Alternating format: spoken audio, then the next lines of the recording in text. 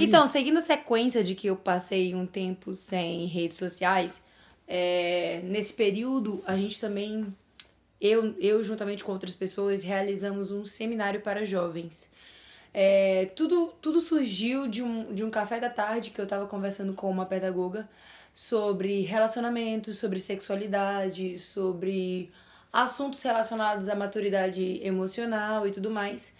E porque assim, eu entendo que quanto mais a pessoa se conhece no aspecto de identidade, né? Quanto mais a pessoa se conhece, mais isso se reflete em todos os âmbitos da vida. Exemplo, se uma jovem ela não sabe quem ela vai ser definida pelo que as pessoas dizem na escola, sobre o que as pessoas dizem em todo o contexto, em toda a área da vida dela.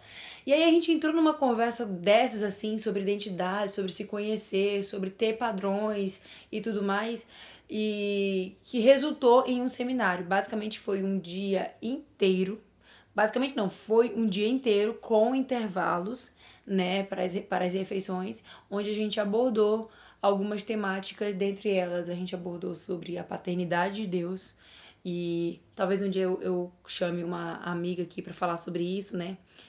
A importância da paternidade. Exemplo, se uma mulher, uma jovem, ela não tem padrão de como um homem deva a tratar, qualquer coisa que vira a vida dela, né? Tipo, qualquer menino que vier com algum bombonzinho, ela vai se deslumbrar. Então, e aquelas meninas que não têm um referencial de pai, como é que pode ser feito? Aí entra a figura de Deus, né? Tipo, a paternidade de Deus, o poder da representação de Deus como pai, que ama, que cuida, que zela, que quer o melhor para os seus filhos e para suas filhas.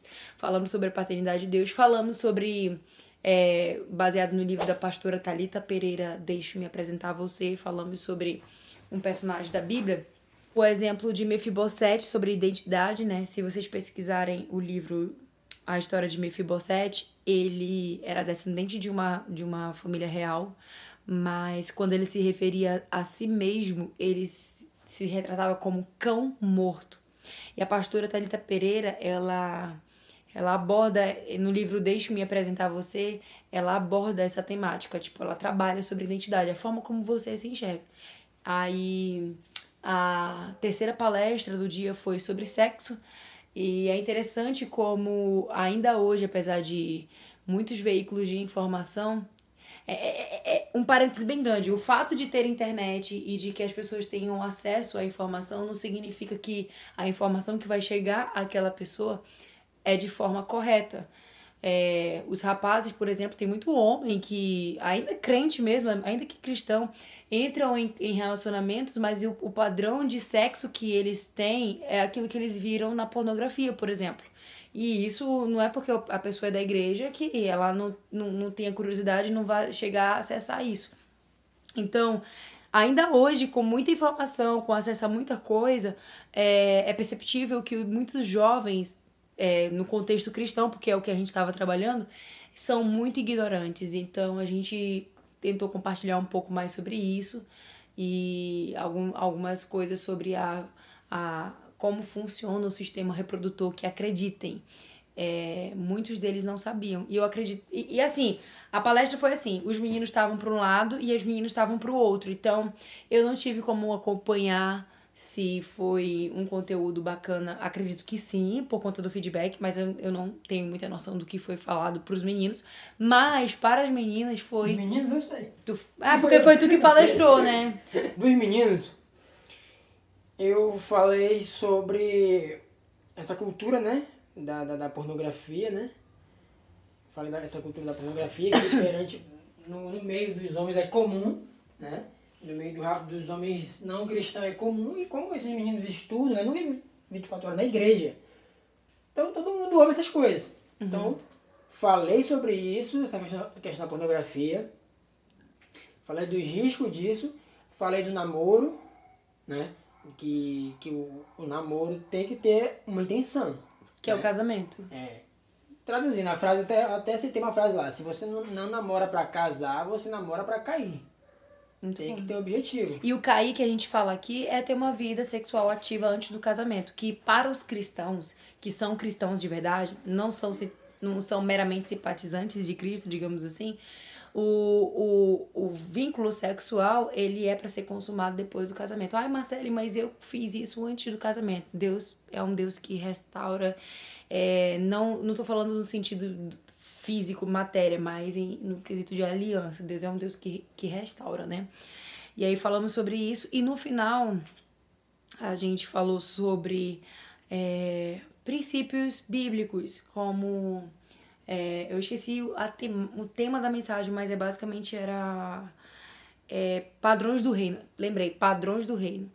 E a gente citou a história de Sadraque, Mesaque e Abednego, que eram jovens em um contexto onde eles poderiam se aproveitar de banquetes, de posições sociais, mas eles não abandonaram a fé deles quando um rei pediu para que eles se curvassem diante da imagem deles, do rei, né, da imagem do rei.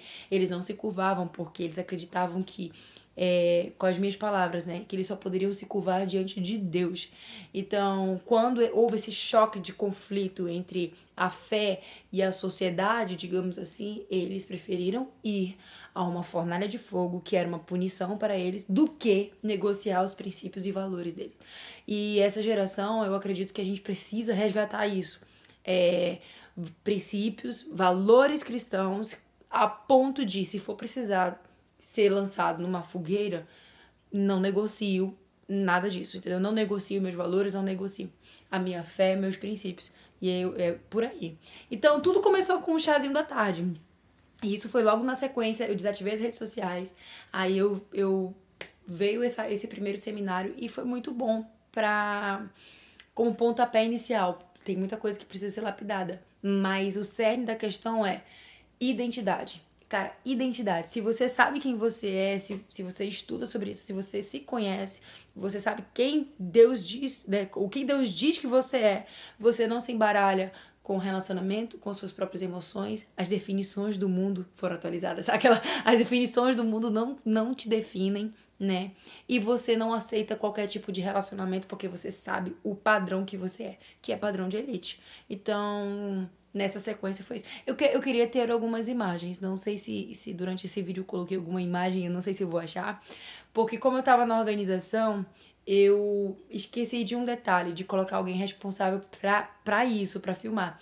E as filmagens que eu tinha, o celular foi formatado e eu perdi completamente. E aí já as pessoas que tinham algumas coisas soltas assim, não já tinham apagado do celular. Mas é isso, eu só tô compartilhando aqui com vocês um pouco do que aconteceu comigo quando eu estive off das redes sociais. E já são... Que horas aí, Léo? Que horas são? 21h59. Hoje é dia 5 de abril. A gente acabou de chegar de um ensaio que vai ter cantata de Páscoa. Nossa, minha voz aqui. E eu queria poder gravar esse vídeo, fechar esse dia gravando esse vídeo. Então, se inscreve no canal, compartilha esse vídeo com outras pessoas, compartilha o canal da Alice Marcele, ajude esse canal a crescer. Que à medida que as coisas forem fluindo, eu vou compartilhar algumas coisas que eu aprendo e o dia a dia. Até mais, galera.